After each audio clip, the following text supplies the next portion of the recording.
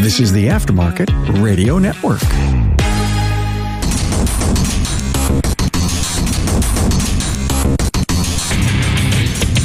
Welcome, everyone, to yet another episode of Diagnosing the Aftermarket A to Z. I'm Matt Fonslow, and today I have a repeat extinguished guest. Very, very extinguished. He needs to be extinguished. I do need to be extinguished. He's like, I don't know, top 5 favorite people from North Carolina. Oh, here we go again. You have a lot of competition in that state, dude. Yeah, it's a good thing I don't live in that state. Oh. Oh, well. South Carolina, well, now you're only in the top 10. That's more my flavor. One of my best friends, Justin Morgan, has joined me, and we're going to talk about movies. Justin is tech support for LMV Bavarian. So if any of you are out there servicing BMWs regularly, I strongly suggest that you get hooked up with LMV Bavarian and Justin for their tech support, both on vehicles and using ISTA-P. Welcome back, Justin. Thank you for joining me. Thanks for having me again. So, do you need a reason to go to Las Vegas? I don't necessarily need a reason. Oh, because I think I can come up with a good reason for you. Do you have a good reason? I do. Listen to this. The Napa Expo will be held July 18th through the 21st at the Venetian Convention and Expo Center in Las Vegas. Stay on the forefront of the latest technologies and industry trends. Registration opens April 2022, so it's already open. Not enrolled but interested in attending? Contact your servicing Napa store for more information. There it is, buddy. On a platter. A reason to go to Vegas. That'd be a good reason. Napa doing some cool stuff this year. They really are. So, we're talking about some movies and some of the lessons I feel like I take away from them. Hold on. Let me paint a picture for everybody that can't see what happens here. So, what happens occasionally is Matt will randomly text me just a movie line or a title of a movie. And I know what he's doing. I know what he's doing. He's trying to describe his day with either a movie quote or just the title of the movie. And so that's kind of, he's had another ballpark idea here. So yeah, definitely left field, I think. Maybe I'm exaggerating. I don't know. But have you ever seen the movie Kung Fu Hustle? I have. It's one of my very, very favorite movies. That is a thing that I did not know. Well, now you do. Now our friendship's just getting that much deeper. Or something's getting much deeper. Something's getting deeper. Honestly, I feel like that movie has a very, very important life lesson at the end. And maybe there's a few more on the way. You know, maybe don't whistle around cobras. Maybe don't tick off the landlady who can probably kick your butt. Don't mess with a bunch of people carrying around axes. I was going to say don't try to refuse the funeral bill, but... So what happens, if you haven't seen this movie, I do suggest everyone see it. I bought it on Blu-ray because now I have options. I can watch it with subtitles or the English dubbing. So, you know, the voiceover, if you will, voice looping in English. One thing you cannot do or shouldn't do, or I guess you can do whatever you want, but you don't do it at the same time. You don't watch it with subtitles and dubbing because they don't match. Oh, it's so bad. Yeah. So the main character kind of goes through a journey. First, they're duped. He's duped into buying and overpaying for a pamphlet to learn a martial art called the Buddhist palm technique and he gets it from like a bum or a hobo. You know, he's tricked into thinking, you know, he's got the bone structure of a kung fu genius and stuff like that. And he breaks his piggy bank and plunks down the money and studies the Buddhist palm. And then in a playground, he sees some bullies bullying because that's what bullies do. Turns out a mute little girl who's has a lollipop. They're bullying her, so he tries to go save the day and gets his butt handed to him. Buddhist poem doesn't work. At least it didn't at this point.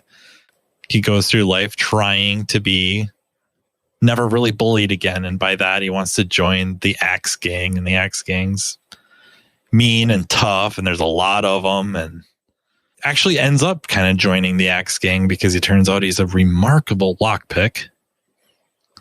And then throughout the movie, we kind of see that he has a certain healing factor, which is a bit of a hint, I guess, or a clue as to what he's going to end up becoming. And what happens then is the Axe Gang, wanting to deal with the landlord and the landlord's husband, or the landlords, who turn out to be kung fu masters of a couple different disciplines, if you will. 2 of the 3 real masters. Yep. They bring in the Axe Gang gets the third, the great killer. They break him out of jail. Well, the main character. Yeah, actually, yeah, he busts him out. Yeah. He uses lock picking skills to bust him out. So, okay, they have this epic battle, and they end up in like this weird twister type of a situation. And I don't mean like the MMA submission move, the twister, but the game, like they're kind of all wrapped around each other and blocking and attacking each other at the same time, all 4 of their arms and legs, or I guess 6. They're kind of wound up tight. And the X Gang hands our main character like a 4x4 or a leg up from a table, really, to go finish off the husband and wife team. And instead, he bashes the killer in the head. You know, the killer does what killers do. They bust out of the twister move, and he beats the ever-living crap out of this guy. Just literally Hulk smashes him into the ground. When he turns around, the husband and wife team grab the main character and race off, disappear. And now we have almost a caterpillar cocoon turning into a butterfly effect, where now our main character is like wrapped up like a mummy, almost just totally bound in this cocoon of gauze. And when you don't see him emerge, but it's hinted that he's emerging much like a butterfly from their cocoon. And he is now like the greatest kung fu genius, that this butt kicking unblocked his chi flow. So I feel that the moral of the story, maybe not the whole story, but this point, this sequence of events, this scene, to me, hits me as sometimes to reach your potential, to become your best, and maybe not sometimes, maybe it's all the time, you have to get your butt handed to you. And maybe not just one time, but a bunch of times. And I think throughout the movie, there are times where you could say he's kind of getting his butt handed to him over and over and over. And then there was the big one. And that's more for cinematics, where the idea of you kind of have to get your butt handed to you a few times. You got to make big mistakes. Or maybe not even big mistakes, but just you got to make mistakes. And you have to get experience, situations where experience can be gained. You know what I mean? Like, you wouldn't want to think of everything that you've ever done to gain experience as being something that you made a mistake. So like if I'm looking over Justin's shoulder while he's, working on a vehicle or helping another tech over the phone or something like that, I'm not really making a mistake, but that's an experience. There's a chance to gain experience there, and I'm going to get closer and closer to hitting my potential. So am I reaching on that one, Justin? I don't think you're reaching far. I was going to say that when you got to the Hulk slam, when he's just getting decimated, and then he comes back, I thought you were alluding to the fact that percussive maintenance is a true diagnostic step. Yeah. Maybe not, but no, you got to be measuring the resonance frequency though when you do it. Yeah. So no, and I agree. I mean, And I think we've talked about this before. You definitely talked about it with your the episode you did on journaling or just kind of self-documenting. That's really what helps you grow, is not documenting the wins, not documenting the things that went right. It's really reflecting on the beatings that you take. And it's kind of dependent on, I feel like it's kind of based on where you are in your career as to how often you are getting the smackdown laid on you. I feel like guys that are really at the top of the game, that are really excelling, are the ones that get beat up the most. And that's sometimes hard for people to remember. There's a lot to that, actually. You know, not that I want to just start bouncing around from movie to movie to movie. And it's not like I just base my entire life around movies. I think you could kind of get that idea. But I find that they do make good reference material, and not so much to learn specifically, but, you know, obviously you could. But also, if I'm trying to paint a picture for somebody, if I can reference a movie or a TV show or a song lyric or something like that, now they can kind of see and hear where I'm coming from, right? I've set up a scenario that they don't have to imagine a whole lot, because a lot of times, you know, there's certainly times you want to use your imagination, but when you're trying to explain something to somebody, rarely do you want them using their imagination. You want them to kind of get where you're coming from. And this may be just a quick tangent. What you said about that, with not so much keeping track of your wins. I mean, if you're journaling, keep track of everything. But if you talk to like most of the best, that it's rare that they're going to rattle off the successes, the easy successes. That's not the ones you keep track of. They remember the car that kicked their butt. Maybe they finally arrived at a conclusion and a success. Maybe they didn't, but those are the ones they remember. And it reminds me of a movie. The Guardian, with Kevin Costner and Ashton Kutcher. Yep. And they're Coast Guard, right? Rescue swimmers. Yeah, they're Coast Guard rescue swimmers. Yep. Yeah, because I don't think they were PJs. They weren't. They're Coast Guard. The Coast Guard rescue swimmers, and Kevin Costner up in Alaska. So, you know, presumably dealing with crab fishermen or fishermen and regularly. It wouldn't have to necessarily be crab fishermen all the time, but I suppose a lot. He's kind of got a bit of a legend going. He's legendary. Oh, he is the legend. And right. And Ashton Kutcher's up and coming. He is a collegiate standout swimmer, and he's out to be the best. And he's hung up on what is Kevin Costner's character's, what is his number? Meaning, how many people have you saved? Expecting this insanely high number, but it'll be a goal. Whatever that number he spews out of his mouth becomes the goal. This is the number I have to beat to now be the best. And after almost an entire movie trying to get Kevin Costner's character to spill the beans on what his number is, Kevin Costner's character, or Kevin Costner, however you want to frame this, turns to him and says, finally does say 22. And Ashton's character is kind of like, oh, okay, that's pretty good. Yeah. Not what he expected. Yeah, that's a little lower than I thought, but that's still pretty good. That isn't the number of people he saved. That is the number of people he lost. That's the only number he ever cared about. He never cared about that other number. As a side note, I felt like another really good message in that movie was swim as hard as you can for as long as you can. We can get back on track here. Kind of gotten that same lesson from Finding Nemo, though. Yeah, just keep swimming. Just keep swimming.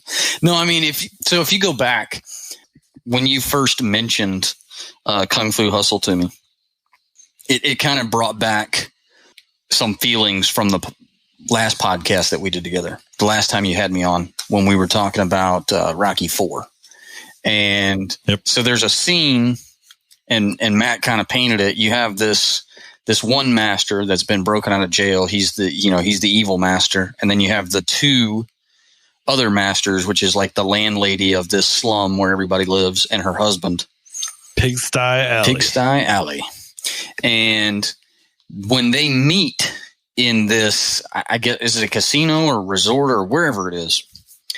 They meet. Casino, yeah. And the evil master looks at the two of them and they're asking, are you with the Axe Gang now? And he says, no, they're confused. I'm only here for one thing. I'm either here to kill you or be killed by you. And I feel like that's pretty accurate for most of our Diag. Yep. I would say so.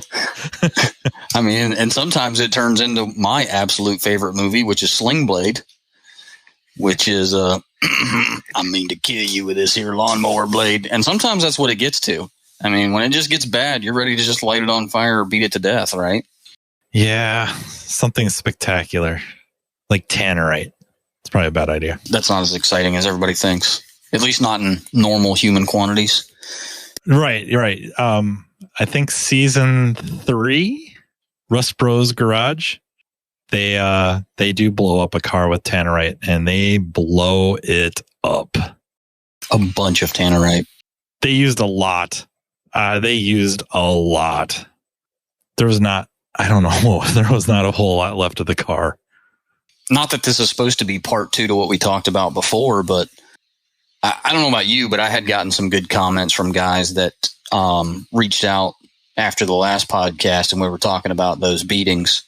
And that's kind of where we're going now is, if you take it as the pro, keep swimming or swim as hard and as fast as you can for as long as you can, or just I'm either here to kill you or you're here to kill me.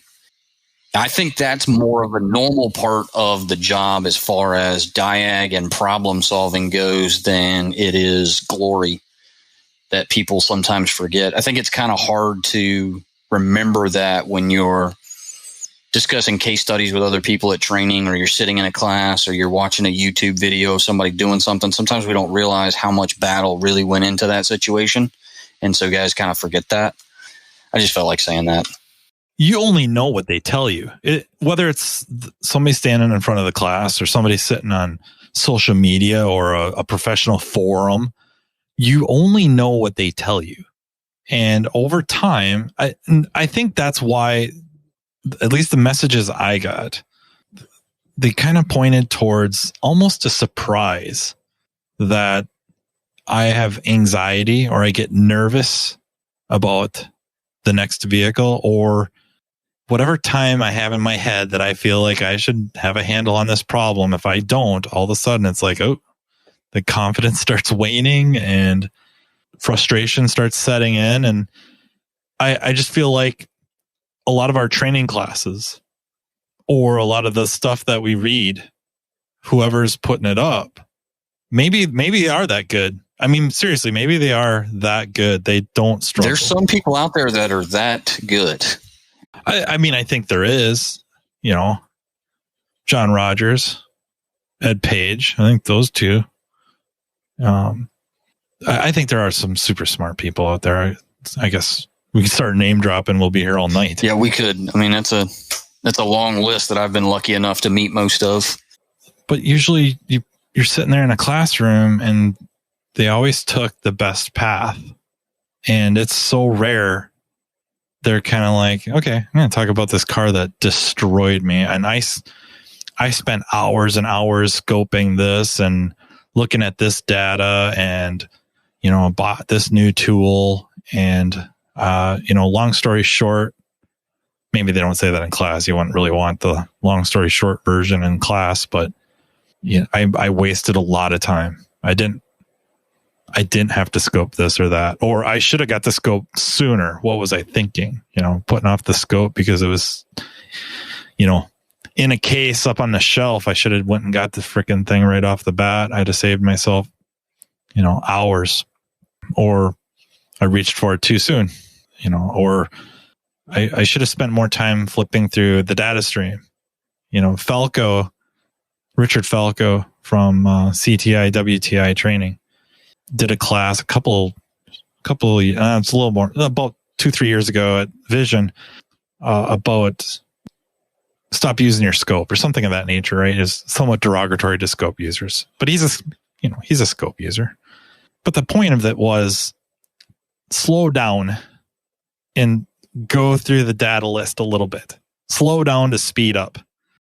Quit jumping to overcomplicate. We could make a movie reference here, but we could make a movie reference here, but seriously, slow down to speed up. Look through the data. Spend a little bit of time flipping through the data.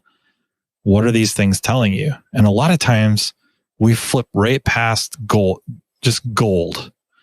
Diagnostic or, information for analysis, we flip right by it.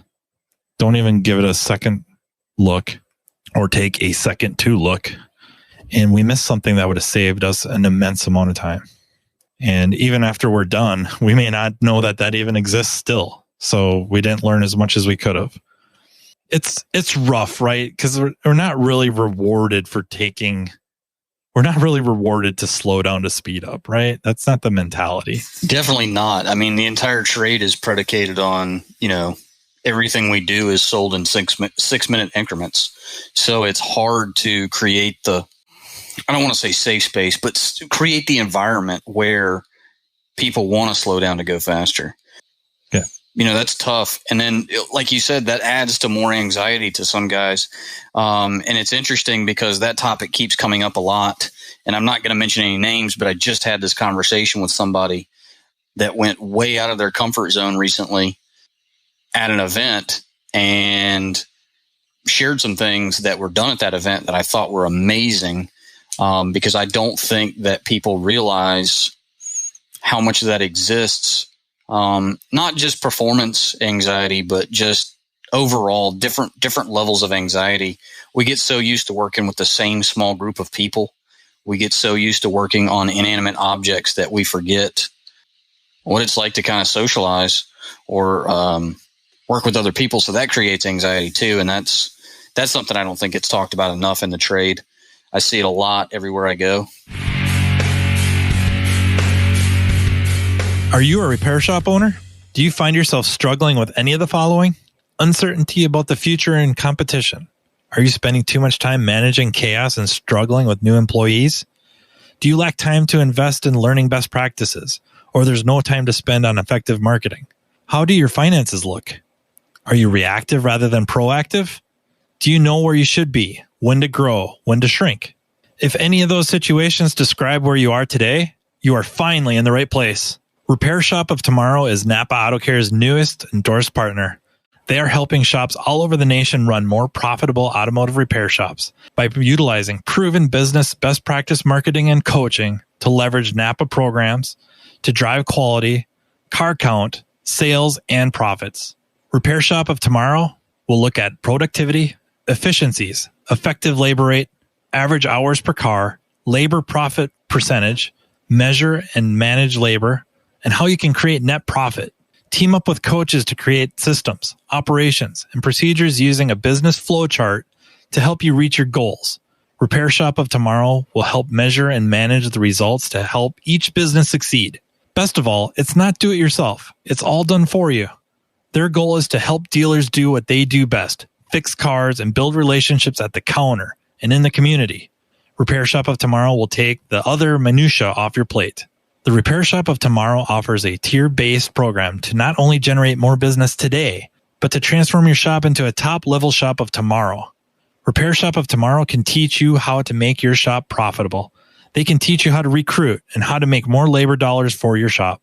Interested in Repair Shop of Tomorrow? Call 440-545-1230 for a free 20-minute, no-obligation consultation or contact your servicing Napa Auto Parts store. To keep kind of going with this, what we were kind of initially started talking about, the butt kickings that really built or really shaped you. And I think one of the very, very, very first cars that I got the task of analyzing for a performance complaint, lack of power, was a Ford Bronco 2 with a 2.9 liter. and this thing would not get out of its way. Boy, somebody really didn't like you. Yeah, and this is back where there was not much for scan data, and I don't really want to pretend that even if it did, that I would have known what the hell I was looking at. So we're talking, I was probably a 19. Yeah, I probably bought. So this is like 4 years ago, 5 years ago. Is that what we're talking? Oh man, I'm gonna start bouncing those checks to you. Maybe 6. I don't know. Yeah, this is back. Yeah. Back in the 30s. It's a Model T. Yeah, it wouldn't get out of its own way. I did check fuel pressure, and it was low. Under load. Just idling, fine. Deadhead, fine. Under load, low. So I already kind of should know what's wrong with this vehicle. That was enough for me to make a really good decision.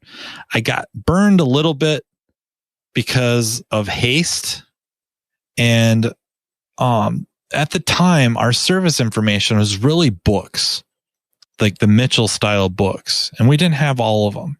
So honestly, from a diagnostic standpoint, a lot of my service information at that time was we had an OTC Monitor 4000 enhanced scan tool. That was the only scan tool in the shop. This would be Cicera 1996. Geez, you're old. This would be like 1996. Okay. Because the scan tool came with this weird adapter for OBD2 that we were never going to see one of these, right? And they had cartridges, these little cartridge cards almost that plugged into it for different manufacturers. What was cool is the DLC was going to be the same on all the cars, and it was supposed to be inside, in the car, just like GM and not like Ford and Chrysler. And on this Bronco 2, if it would have had data stream, it would only have been, at least maybe Snap-on might have had something, NGS of course, and I don't know if I want to commit to saying if it was EEC 4 or not. It might have been EEC 3 yet. Anyways, I put a fuel filter on it. That should have fixed it, right? It didn't. And some of you familiar with these probably know what question to ask next. And I guess, I don't know. I'm not out here to make some big dramatic thing and take you guys on this long diagnostic journey. Turns out this car, for whatever reason, had 2 fuel filters. It had the canister style, where you had a quick connect inlet and outlet. And then it went through this bowl. And inside there was like this exposed, corrugated, I guess corrugated would have been inside that canister style one too, but this had a bowl and there's a fuel filter in there. And I didn't know that. We could spend a few minutes pointing fingers, my boss, when he looked up the fuel filters, should have seen that there was 2 different ones. And even then you'd have looked at the car and there's the big silver one right there. Looks old, was hard to blow through. Put it on, same problem. So now, being the idiot that I was and inexperienced and whatever defenses I want to throw up, broke down, put a fuel pump in it for no reason. Because I proved the fuel pump was good, right? The deadhead. I suppose if I'd have flow tested it, it would have failed, but I would have probably still ended up at the fuel pump because I replaced the filter, depending on where I checked it. If I'd have checked it at that canister fuel filter, it would have passed the flow test. Anything after that, it would have failed. And I found out that if I took an oil filter wrench, oil filter wrenches, I spun the bottom of that bowl out and it was full of like mud. We put a fuel filter in there. I don't remember seeing anything in the fuel tank or anything like that, but this thing was full of mud. I would say it's almost like a miniature looking air filter, old style, the one around the carburetor, the ring, whatever a good name description of that air filter is, like old school. That's what a miniature style one sat in there. And I took that out and I put the new one in there, and this thing went for a Bronco 2. She screamed. I love how you kind of validated that. You got to be careful. You don't want to blow this out of proportion. Yeah. Running 9s in the quarter. That was a huge growing experience. I mean, I spent a lot of time on this stupid car or truck, whatever, SUV. And it was before I went to my third year of college. I think maybe, just maybe, if I'd have came back from there, I'd have had a better shot. I might have been a little more systematic in my analysis, but I don't know. I don't want to make that assumption. But it got me looking at parts catalogs. It's a little bit part of my process. I'm not sitting there like poring over it, but just quick look. 2 fuel filters. What does that mean? 3 fuel filters. What does that mean? Does it have 3 on there, or is there just 3 different choices? And what do these fuel filters look like? And if I order both of them, and one is the canister style and this other one looks like this other thing, and where does that go? And can I dig into service information? And not just me, the shop, my boss learned our service information was wildly inept. Just wildly incomplete. So very, very shortly after that, we started out, we got, which would have been Mitchell on Demand. Mitchell on Demand at the time. Well, they still call it, I guess, that, but it came on discs. I want to say we thought it was a lot. I want to say it was like a dozen discs, CDs, CD-ROM. And you had to change the discs all the time, depending on car lines. That was life-changing. I mean, holy heck, we were printing out procedures that we never had access to before, unless it was older and in the big Mitchell books. We had a few of those, or Chilton's, and then Motor had really good books back then. But you couldn't have them all. That was ridiculous, right? That was a terrifically, I guess, molding experience, if you will. So here's where people are going to think that we rehearsed this, because probably the biggest thing that helped me get good at being a technician, not just Diag, but as a technician, is I changed shops. I went from one shop, and it was the same as the other shops I had worked at, where we had a service writer, and they, you wrote a ticket, and they looked up parts, and they looked up labor times, and they built the ticket. And I left that shop, and I went to another shop, and this new shop had this crazy operating procedure where techs looked up their own parts. And I'd never done that before. And now, and that's been bordering on 10, 11 years now. Now I only look up my own parts, because I've never worked in a shop big enough to have a full-fledged parts manager.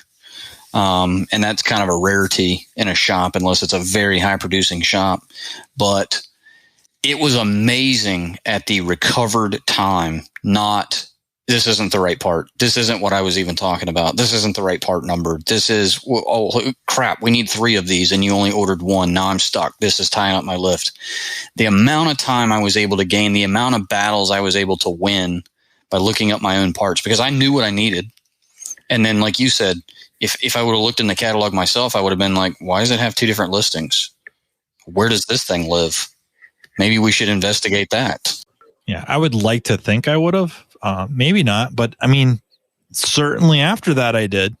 And never seen another one since. No, but luckily, that would suck to get your butt kicked twice by the same problem. That would suck. Yeah, we'd have to call you me if you that one. Another one that comes to mind was an equipment. I don't want to say an equipment issue, but just the way it operates. We had bought the Vitronics Dr. Strange. MTS 5100. What's that? I said, okay, Dr. Strange. The Vitronics MTS 5100. It is the black and white or monochrome version of the MTS 5200, which is now green, and the case is green, and it's Bosch. And it's a KTS. Is it KTS? It's KTS 5200. Well, what the heck?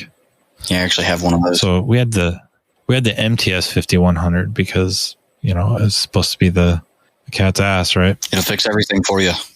Well, I mean, 4-channel handheld lab scope, portable. The screen was bigger than the PDA 1000 or PDA 100 that we had, which was a rebadged, or that was Intero PDA, but ours, we had the Matco Insight version. OTC had one called the Vision. They're all the same. The 5100 was a powerful tool because it was the start of, let's put in some operational information to go along with it. Some quote unquote guided troubleshooting. Yeah, but I had 4 channels. It did meter functions if I wanted it to. It did. I don't know if you could call it power graphing meter, but certainly graphing meters. Not nearly as good as the Vantage, but still Snap-on Vantage, but still better than nothing. If you really wanted to criticize it, the battery life was horrific. Horrific, but runs on 12 volts. So you could hook it up to the battery and, run it as long as you need to. So I have a Ford Ranger. And I have to make sure I'm going to have to talk about some cars other than Fords that kicked my butt, because I don't want to sound like Fords were the only butt-kicking sort. But as I tell the story, those of you that have worked on such vehicles would understand what happened, and why it's important that it was a Ford. That a very, very intermittent stall. Engine would die very, very intermittently. Brand new 5100. I can't wait to use this. This is the stuff I'm going to be able to fix because I have this now. And this was definitely EEC4. So the engine control module is 60 pins, and Ford was nice enough Ford themselves had a breakout box, and then Thexton had a breakout box. So we bought the Thexton 60 pin breakout box. So you unplug the engine control module and you literally tee into it, and now you have 60 spots to stick your meter probes or scope probes. And I'm going to scope 4 things at once, right? And so, crank sensor. It didn't really have a cam sensor, but ignition, fuel, like oxygen sensor. And because the battery sucks on the 5100, I have it hooked up to the battery, and I have it run through the hood into the vehicle, and my ground reference was pin 60. And then I went and drove this thing, and I drove it, and I drove it, and I drove it over, manhole covers, and I drove it over dips, and I hit curbs with it, and I couldn't get this thing to act up to save my life. And the customer said it would act up all the time. Like you couldn't hardly drive it anywhere without it stalling. All right, drive it some more. They leave it overnight. First thing in the morning, maybe it's cold. Hop in it, drive it. No problems. What the heck? What do you do, right? You want us to just throw a crank sensor at it, or what should we do? I guess I'll just take it. And by crank sensor, I probably really mean just the Hall effect and the distributor. No, we'll take it. They don't get out of the driveway, and it died. So I'm running out there with my scope, and I'm running out there with my breakout box, and I hook it all up. And then the customer and I go on about, an hour and a half test drive. Doesn't skip a beat. Right? So now what? Take all my stuff off of there. They made it out of the parking lot this time, but they didn't. They got up to like a stop sign a couple blocks away, died. This is pre-cell phone days. So they walk back, we go get it, give them a ride home. Very frustrated. Come in the next morning. Don't put anything on it. I don't make it out of the parking lot, and it died. And I went out, and anyone that's familiar with these vehicles knows that they had a terrible, terrible ground cable issue where they have these two. You have the main negative battery cable that goes to the frame or block. And then they got 2 other ones that kind of jump off and go to the body. And at the battery terminal, they corrode and break internally. That's what was wrong with this vehicle. The V-Tronics MTS 5100 and probably the 5200 and probably the KTS 5200, the ground of the scope is shared with the ground of the battery and the battery charger. Mm-hmm. Mm-hmm. So when I was hooked up to the battery and I referenced ground on pin 60 of the engine control module, I was fixing the vehicle. That was a harsh lesson. And there's no amount of training. There's no amount of anything that can prepare you for that situation. And I know a lot of people say that like it's a cop-out, but it's not really a cop-out. There's no way that you can prepare for that. It's not like it just stopped happening whenever, EEC4 went away. That kind of thing happens all the time. Sometimes it's simple things like you're talking about where, the ground bus in this tool is linking to a known good ground and you're, inadvertently fixing it. Or it can be as stupid and wild as, your keyless entry on this older car doesn't work when you park it in the garage because you're too close to the house Wi-Fi. It can be weird, crazy things like that. Have you run into any vehicles where you might have some wild electrical problems like instrument cluster, radio, HVAC, doesn't work very well, doesn't work at all, flickers, and you plug your scan tool in and it starts working just fine? Yeah, I've had several of those, shockingly enough, several Fords and probably a few GMs, where as soon as you bridge 4 and 5 on the OBD2 port, the car's fixed. Yep. Yes. But that's exactly where I was going with that. Man, I hate that we're picking on domestic cars, though.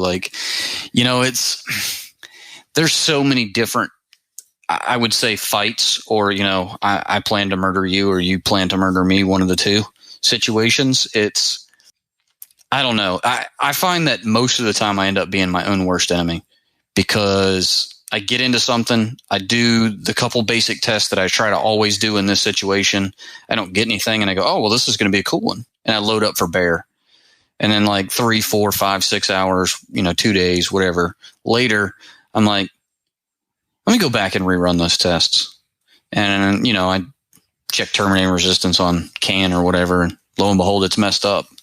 Well, why wasn't it messed up when I checked it the other day? I don't know. I have no clue. Don't care. It's broken now. And that leads me to the fix. So many times I want to go back and say, why did you complicate this? Or how could you not have seen that? That was blatantly obvious. How could you not have seen that? How could you not have seen when you plugged the scan tool in, it was fine every time. And as soon as you unplugged the scan tool, the car stalled. Like, how did you not see that?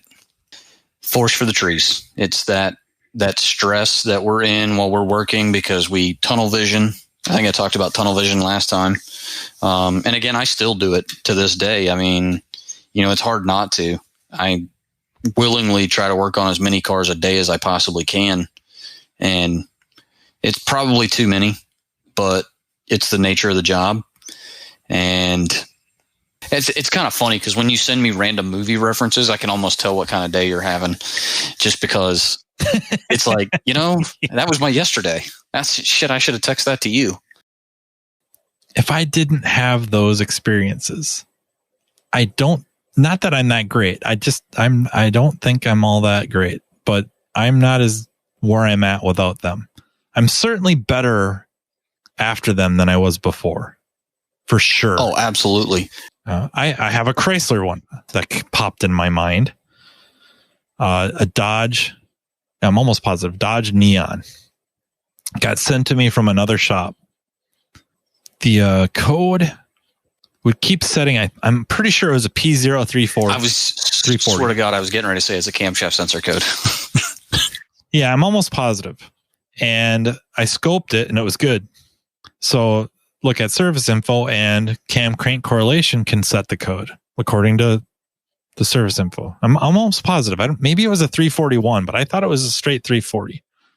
I might be wrong. It could have been a 341. But anyways, look at scan data and you can watch cam crank correlation and it's off. It's off like I don't know, 6 degrees. A little bit of a clue that I didn't take because I jumped to conclusions that they, in fact, replaced the timing belt to try to fix this issue. And they either put the wrong belt on or put a cheap belt on, or they didn't replace the tensioner. Or they didn't set the tensioner right. Yeah. And this might be like the third easiest timing belt to do on anything ever. Because I ended up doing it. I did it. That never happens. I did a timing belt on a 2.3 Mustang once. I think I even beat the book time on it. Oh, that's impressive. But other than that, it's rare, right? But I end up doing it on this one because a lot of it too is I wanted to see. And no, they knocked this thing out of the ballpark. It was perfect. It was perfect. Too perfect, if that's even possible. I bolt it all back together, and you start the car, and within, 5 seconds, lights back on. Car runs good. There's no drivability complaints. It's just that light. And man, you're bringing back some terrible memories, because I swear, if you've I almost want to write down the situation I was in with a Dodge Neon. It was a 2001, and it was actually an Espresso, which was the Plymouth version. Same crap. I swear to God, if it's the same problem, I swear. I'm guessing it is, but I was so close to stuffing a PCM in this thing. Oh man, because I was baffled, and I'm scoping cam crank correlation, and it's off. It's not off a lot, and right per scan data, it's not off a lot, but it only has to be off 4 degrees to trip the code. Yep. I'm like, what the hell? And the belt, I'm looking at the belt. I think I put a new belt on it. I think I got a good belt, replaced the tensioner. Does it have an idler on it? If it did, I put one on. And again, no change. Everything that shop did, well, okay, to a point, everything the shop did was balls on. And I don't know if you want to do a 1, 2, 3. What did you do to fix the car? I'll tell you the lesson I learned, and then you can kind of wink at me whether or not this is. So exact same situation you're in. Car comes in, it's got a 340.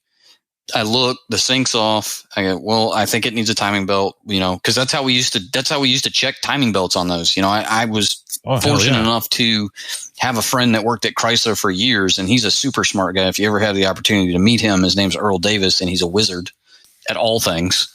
Yep. But I looked and I was like, well, it's out. It needs a timing belt. Sold the timing belt, didn't fix it. And then I learned, that I said, well, there's got to be something wrong with the cam sensor I'm not seeing. And so replaced the cam sensor. And then all of a sudden it went from a 340 to a 341 or a 342 or something. The code changed. And I went, well, that's stupid. 2 days later, whatever, I learned a very valuable lesson, and it's called mark things. What did you have to mark? Well, not a lot of people know this, but you can mount that camshaft position sensor upside down. The one that goes on the cylinder head looks like a football. Yeah, if you mount it with the connector up, it will always have the wrong sync number. And it actually won't even, if you clear the sync and try to redo it, it will not learn the sync. Nice. Yeah, that was a self-imposed beating. This one was slightly different. Turns out that many aftermarket camshaft sensors, so this one was more flat, one on the back of the back of the head, if you will. There's cakewalk to replace. Yeah, turns out some of the aftermarket cam sensors are clocked slightly wrong. So if you get a good quality, either aftermarket or OE sensor, what once was 6 degrees off is now 0 degrees off or 1 degree off. Yep. In my case, it was pretty close to 1 degree.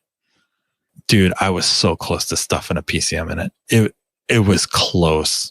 I think I I might have even ordered a used one to try because I wasn't confident enough. Yeah, Earl Davis is definitely in that. He's in that list. He's definitely in that list. He is in that list. Yeah, so that is the same cam sensor we're thinking of. It bolts up just to the surface of the back of the cylinder head, and the connector is supposed to point down. Not a lot of people know this, but you can mount it 180 upside down so the connector points straight up, and that'll ruin your day. And oh man, dude, I'm telling you, that was the day that I learned that you either take pictures of things when you take them apart. And again, I was a younger guy.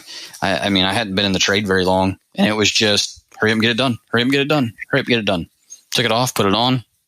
Now it's not wanting to start, and I got a different code, and oh my God. And then, a day or two later, going through it, like you talked about, well, I know the timing's on, it's spot on. I did it, went back, checked it, still on, everything's good. Jesus, I wonder if the PCM's just garbage. I don't even remember what made me look at it and go, that just doesn't look right, but it wasn't right. So I learned a lot from that car. Well, I mean, I definitely cannot promise everybody listening that you get your butt handed to you a few times that you're going to burst out of a cocoon as a butterfly or a Buddhist palm kung fu genius or even a diagnostic genius, but I can say with no hesitation that without those beatings, I'm not anywhere near the tech I am now. And I don't want to imply that I'm that great. Sorry, I can't do it. I absolutely agree. There's no way you will ever become the master. You cannot. I mean, if you look at any kung fu movie, any martial arts movie, the student is always getting beaten up. Doesn't matter if we look at Kickboxer, Jean-Claude Van Damme. Yes. If you look at any of those, the progression, and hopefully Jim Kokonis is listening to this going, yes.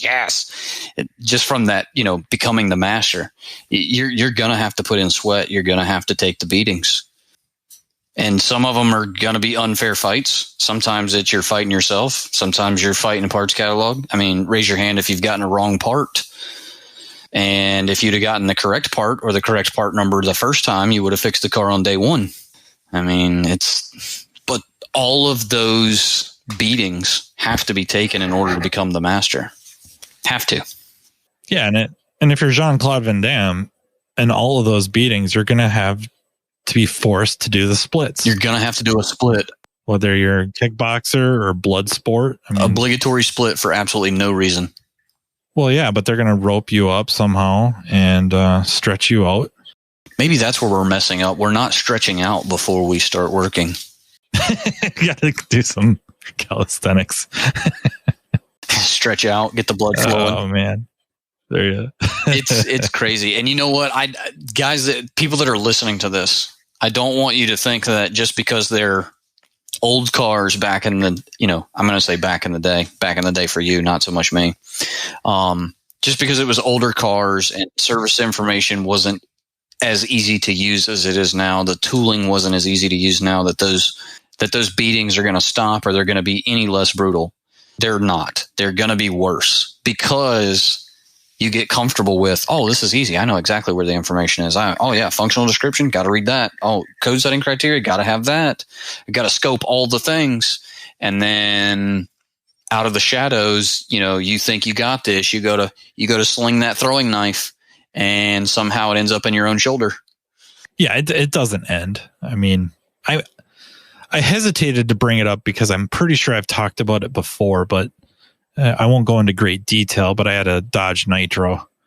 Yep. That brought to me from another shop that replaced the transmission control module, and it would set DTCs for the initialization would be incomplete, and it would fail every time you tried.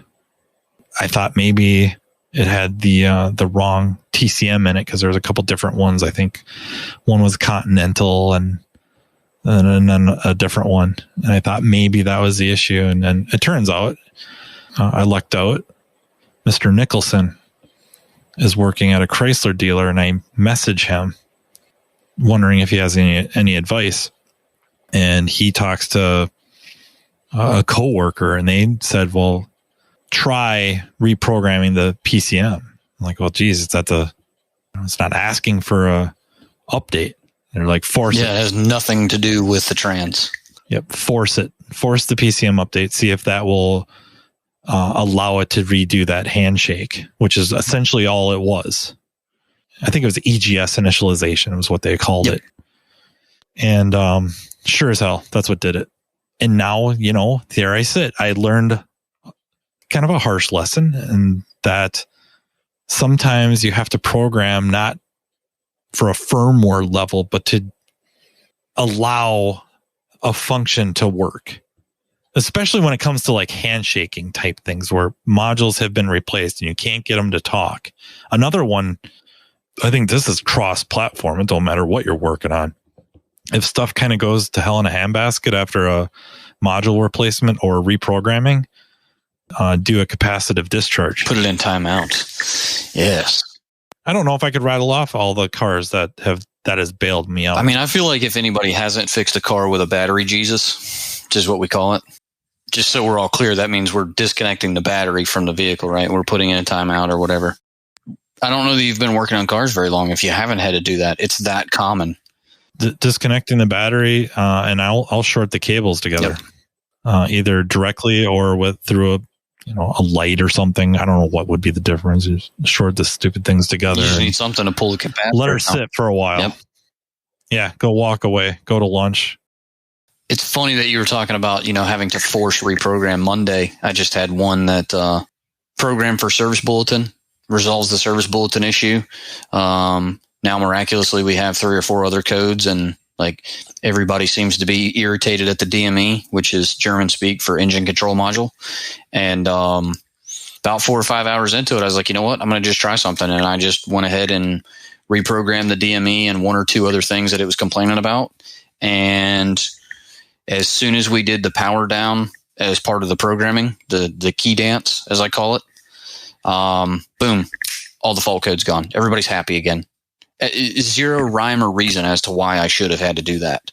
But for whatever reason, it wanted it, which is good. I mean, it's one of those things that I've learned over the years. Like, if stuff doesn't make sense, and I'm trying to remember who said it from IATN days, because they were a smart guy too. I just can't, I don't want to say a name and be wrong, but in the golden days, their phrase would always be, if it doesn't make sense, it's typically software, and you should, if you have the ability, try to reprogram it.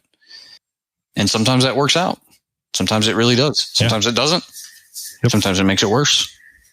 And we'll talk about that. We don't want to talk about that. God, I wish I could remember who used to say that. And it was back in the golden era of IATN days. Hopefully they're listening and they'll email and be like, "It was me, you idiot." That would be cool. If it's you, email me. It definitely wasn't me. My knee jerk is Paul Beltuis. Could have been. Maybe Riggle. I'm thinking that's probably who it was. John Riggle. I'm thinking it's probably Riggle. But I don't want to swear to that in open court, because then he's going to be like, "I never said that." Well, sorry. No, if it's positive, he'll take credit for it. But I mean, here's the thing, though. If he, deservedly so. If he wasn't the one to say it, I still got plenty of gold nuggets from him over the years, so it's fine. Yeah.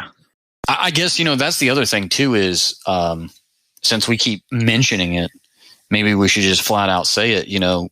A big part of this job, or a big part of the learning path for this job, is networking. So you don't have to take all those beatings yourself. Yeah. I'm sure I could work in the kung fu with that. Learning from your own mistakes is great, but learning from other people's is better. Absolutely.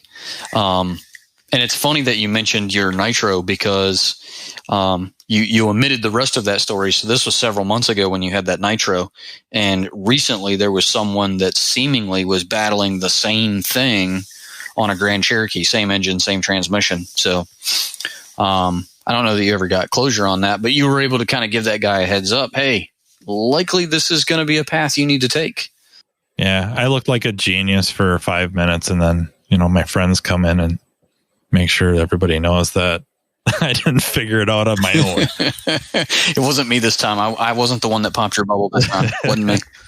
I was going to tell him eventually.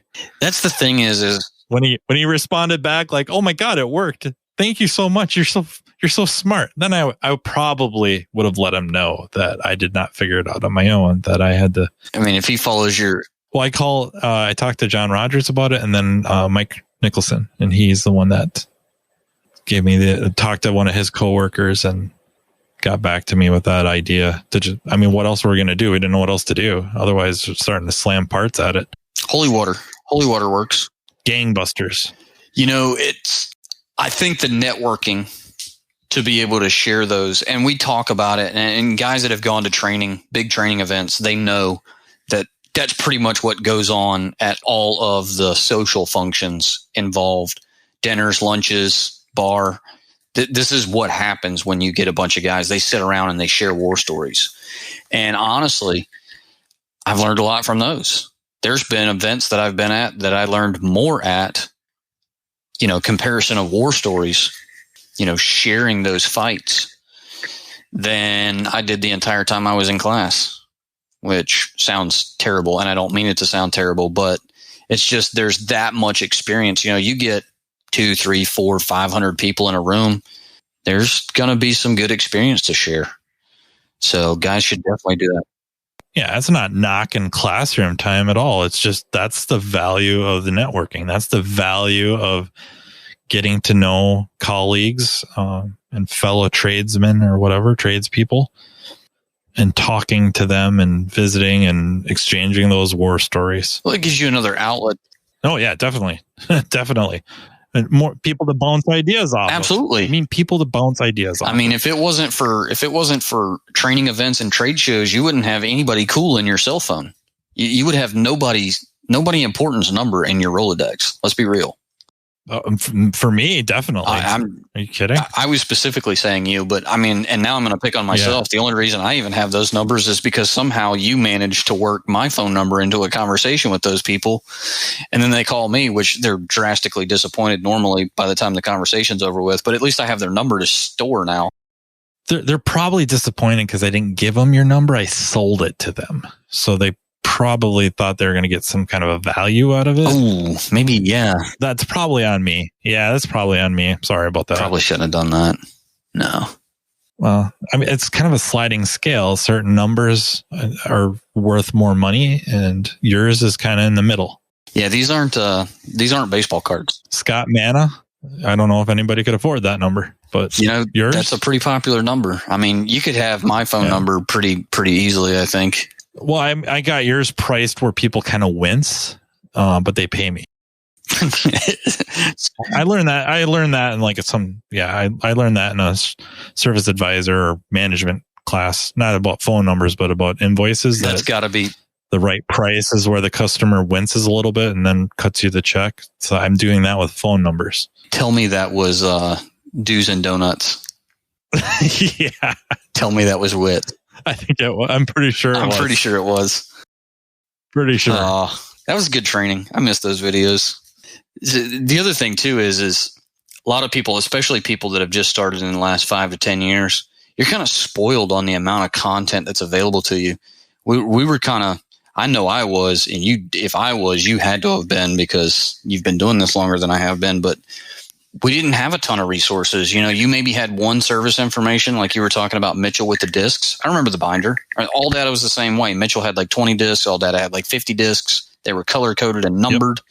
Yep. And then you would get training videos. You'd buy like AVI training videos, and some of them would come in as actual VHS tapes. Literally. Yep. And that was about the extent of it. We had IETN, but there wasn't a bunch of training content on that. That was mostly kind of peer review or peer-to-peer support. Yep. Now, I mean, you can't turn around in this trade without getting slapped in the face with some form of resource. There's 10 or 12 service informations. There's tons of trade groups on Facebook and even Discord and Reddit now. Yep. People linking up with each other on LinkedIn and, making friends to talk to when you're at training events, which if you guys go to training events, always, always, always enter an unfamiliar conversation. I'm not saying bust in there like the Kool-Aid man. I'm just saying don't be afraid to join a conversation. Oh yeah. Right? Yeah, not the Kool-Aid guy. Macho Man Randy Savage. Well, they sound so much the same. Yeah. Snap into handout Slim Jims. Yeah, something. Or if you're Keith Perkins, you could just pass a eggplant around. You could come up with a random. It does. It works its way around. It did, and it started a lot of conversations. We got to introduce ourselves to a lot of people because of that eggplant. I guess I lost trust in people with that. There's people I truly thought cared about me, and I learned that maybe they don't care about me as much as I care about them. It was very painful. What do you mean? Traumatic, even. Just kidding. It was hilarious. It's just I got it later on in the evening, so the options of who to break in was greatly diminished. Oh yeah. So the number of targets dropped significantly. Well, I mean, that happens whenever it's 1:00 in the morning. So I'm just throwing that out there. But, it's, and I hate to beat the training thing to death, but there's so many things that go into training that people just don't understand unless you've been there and done it.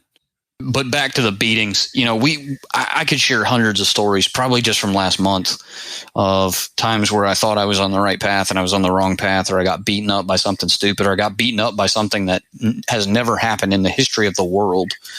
It was a perfect storm of this being stuck there and that being there, and connectors being swapped, and the car got struck by lightning. And, it's, dude, I'm telling you, it's a situation where, and that's probably why you and I make light of it, why we compare ourselves to movies, aside from the fact that we watch entirely too many movies.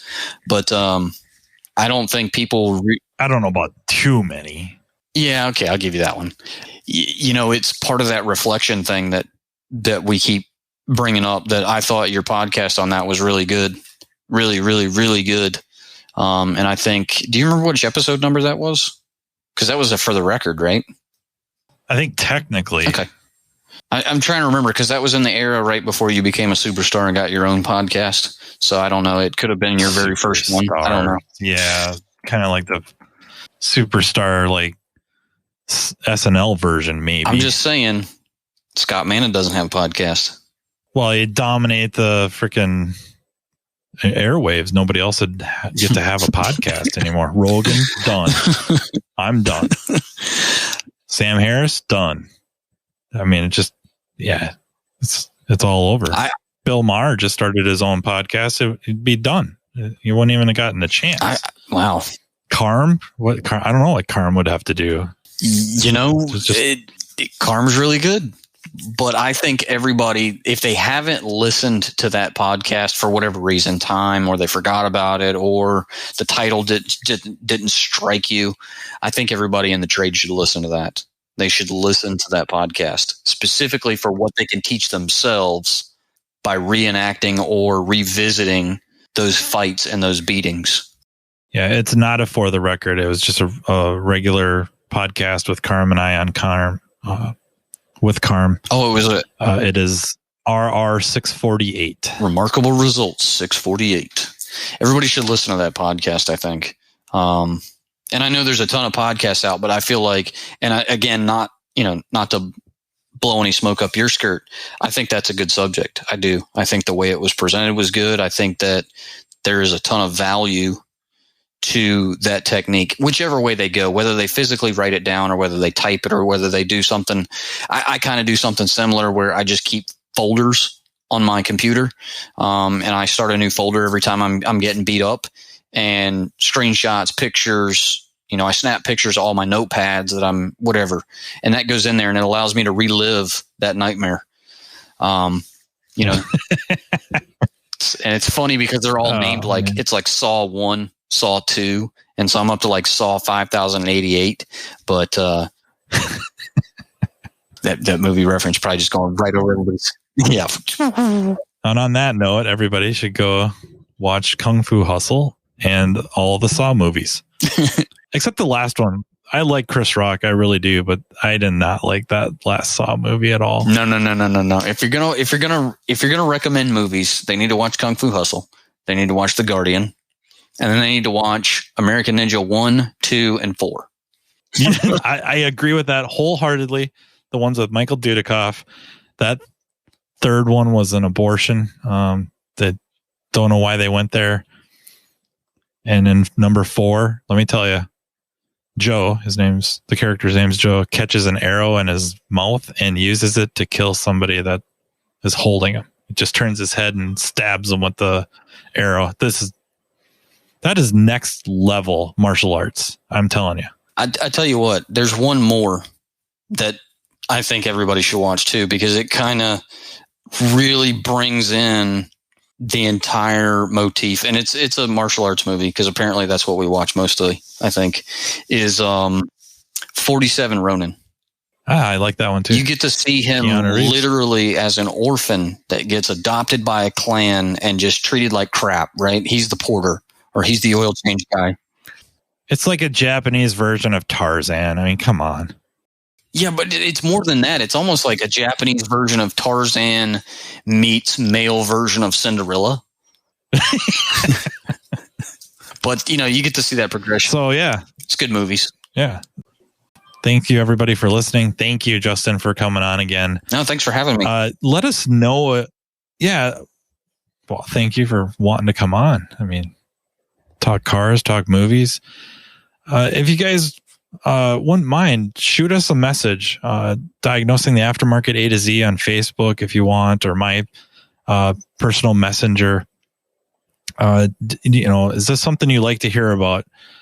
Talking movies, talking cars, references, stuff like that. If you do, Justin and I would be happy to keep doing these. I get a kick out of it. I hope Justin gets a kick out of it. I get a kick out of the random message. The random message I get throughout the day. But I got more. I mean, I know you do. I got more. You need to pick our special guest so we can do part 2 of the Rocky podcast, Rocky 4. You're my special guest. No. Oh, yeah, for part 2. Yeah. You're right. Yeah. Let's get Earl. Ooh, yeah. I like that. Well, you have your mission. Now go forth and wreak havoc. But seriously, everyone, thank you for listening. Thank you, Napa, for sponsoring us. And I look forward to talking to you next time. Thanks, buddy. You've been listening to Matt Fonslow, Diagnosing the Aftermarket A to Z on the Aftermarket Radio Network. Follow Matt on your favorite listening app. He's very interested in what you have to say. Let him know what you'd like him to cover and come on the show. Matt is all for advancing the aftermarket. Find Matt Fonslow on social media and connect or on aftermarketradionetwork.com.